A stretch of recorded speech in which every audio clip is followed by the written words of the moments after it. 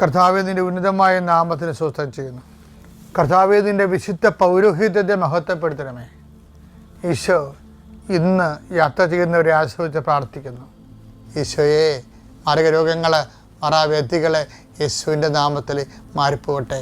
ഈശോ, നിൻ്റെ വിശുദ്ധ പൗരോഹിത്യത്തെ മഹത്വപ്പെടുത്തണമേ. കർത്താവേ, നിന്നെ ആശ്രയിക്കുന്ന നിരാശന ഇടയാക്കലെന്ന് പ്രാർത്ഥിക്കുന്നു. ഈശോയെ, ഇന്നത്തെ ദിവസം സഞ്ചരിക്കുന്ന വഴികൾ, സംസാരിക്കുന്ന വ്യക്തികൾ, നിങ്ങൾ കടന്നു പോകുന്ന ഓരോ സംരംഭങ്ങൾ, ഓഫീസുകൾ, അതുപോലെ തന്നെ ഇടങ്ങൾ, വീടുകൾ, അവരോട് സംസാരിക്കുന്ന വിഷയങ്ങൾ എല്ലാം നിങ്ങൾക്ക് അനുകൂലമാകുകയും നിങ്ങൾക്ക് സംസാരിക്കാൻ ആവശ്യമില്ലാത്തത് സംസാരിക്കാതിരിക്കുകയും അസ്വസ്ഥതകൾ ഉണ്ടാകാതിരിക്കുകയും ഹൃദയം ഭാരപ്പെടാതിരിക്കുകയും നിൻ്റെ ഹൃദയത്തെ കർത്താവിൻ്റെ നാമത്തിൽ ഞാൻ മുദ്ര വെക്കുന്നു.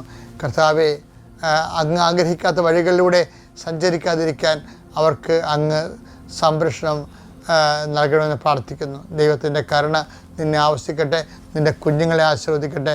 നീ ഏറ്റെടുത്തിരിക്കുന്ന എല്ലാ വിഷയവും, വിദ്യാർത്ഥികളെന്ന നിലയിൽ നിങ്ങൾ ഏറ്റെടുത്തിരിക്കുന്ന ഉത്തരവാദിത്തങ്ങൾ, നിങ്ങൾ കണ്ടുപിടിക്കേണ്ട സബ്ജക്റ്റുകൾ, കോഴ്സുകൾ, സ്ഥാപനങ്ങൾ, അതുപോലെ തന്നെ രാജ്യങ്ങൾ എല്ലാം നിങ്ങളുടെ മുമ്പിൽ വെളിപ്പെട്ട് വരാൻ ഇടയാക്കട്ടെന്ന് പ്രാർത്ഥിക്കുന്നു. നിത്യം പിതാവും പുത്രനും പരിശുദ്ധാത്മാവായ സർവ്വീശ്വരൻ നീക്കുവാമേ.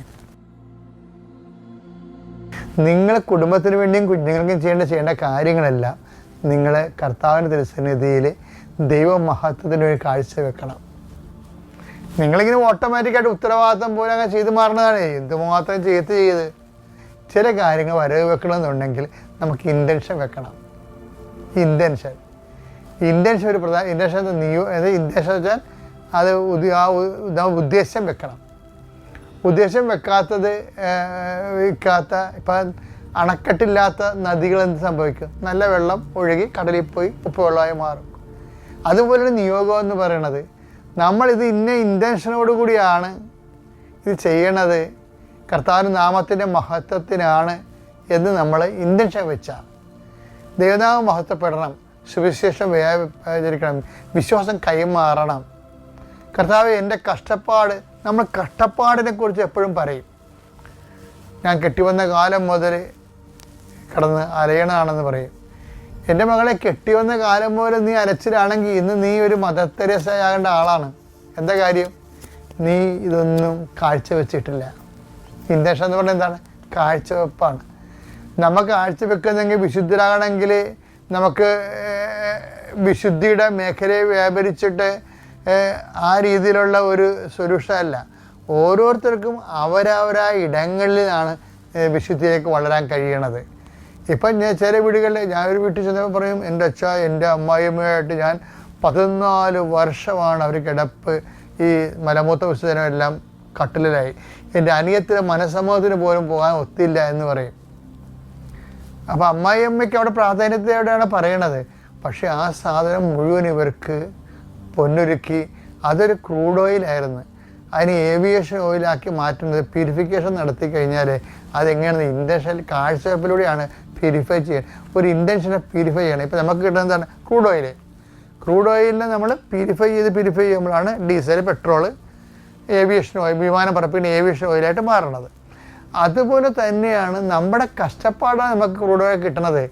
അത് ക്രിസ്തുവിൻ്റെ കഷ്ടപ്പാടോട് ചേർത്ത് വെച്ച് കഴിഞ്ഞിട്ട് ക്രിസ്തുവിൻ്റെ നാമത്തെ മഹത്വത്തിന് കാഴ്ചവെച്ച് കഴിഞ്ഞാൽ ഈ സംഭവം ഈ ഇരുമ്പയിര്, സ്വർണത്തിൻ്റെ അയിരൊക്കെ കറക്റ്റ് മാർക്കറ്റ് വാല്യൂടെ സ്വർണ്ണമായിട്ട് മാറും.